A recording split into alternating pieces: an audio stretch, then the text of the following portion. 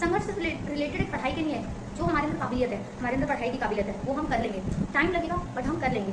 लेकिन जो सबसे बड़ा मेन मोटिव आता है ना, वो है पूरी सोसाइटी से लड़ जाना, पेरेंट्स से लड़ जाना, अपनी फैमिली से लड़ जाना फॉर आवर ड्रीम्स। मेरा कहने का मतलब ये है, हम लोग कह तो देते हैं हमें एम्पावर होना है, लेकिन क्या आप सच में एम्पावर होना चाहते हैं?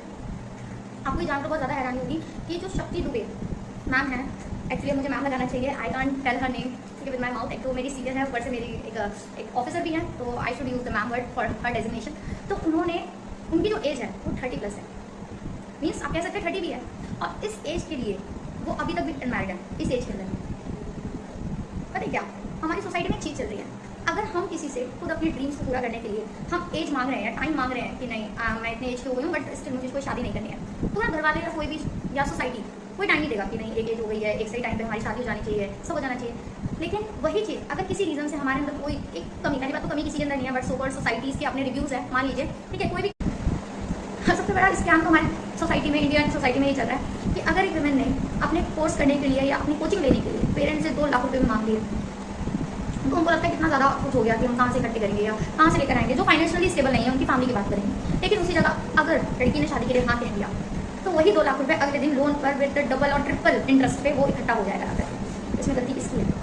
सोसाइटी की गलती नहीं बताऊँ। सोसाइटी के सामने वुमेन्स ने खुद को एम्पावर करने की जगह खुद उनसे नीड करवाई कि नहीं हमें एम्पावर होना है। आपने सोसाइटी को वो राइट दिया कि they have the right to empower us, right? उनके पास हमारे एम्पावर करने का क्यों राइट है?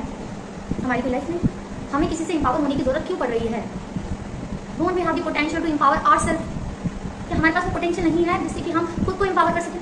बहुत सारी सोचते हैं, मान लीजिए, ठीक है, कोई भी कमी है और उसकी वजह से कोई भी वुमेन बिना शादी अनमैरिड है, तो उसको एक्सेप्ट कर लिया जाता है कि हाँ ठीक है शादी नहीं हुई है, एक्सेप्ट किया, उसको 10 बार कोसा जाता है। लेकिन इसके पीछे गलती किसकी है? खुद वुमेन की।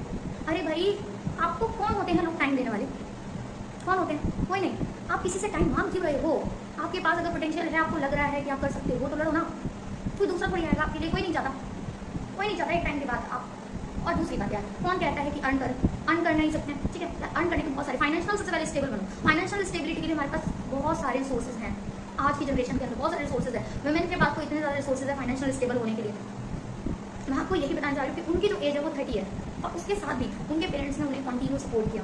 पेरेंट्स ने सपोर्ट किया, बिना मतलब सपोर्ट नहीं करेंगे ना कि नहीं तू जा यूपीएससी करना, शक्ति मैम बैठ के बोल रही है नहीं मुझे यूपीएससी नहीं करना है, लेकिन पेरेंट्स कह रहे हैं कि नहीं जा हम चाहते तो यूपीएससी करे। ऐसा नहीं है, डिपेंड्स ऑन द पोटेंशियल। अगर आपके पास पोटेंशियल है, डू दैट, उसके लिए आपको सोसाइटी से लड़ना पड़े, चाहे घर वालों से लड़ना पड़े, डज इट मैटर?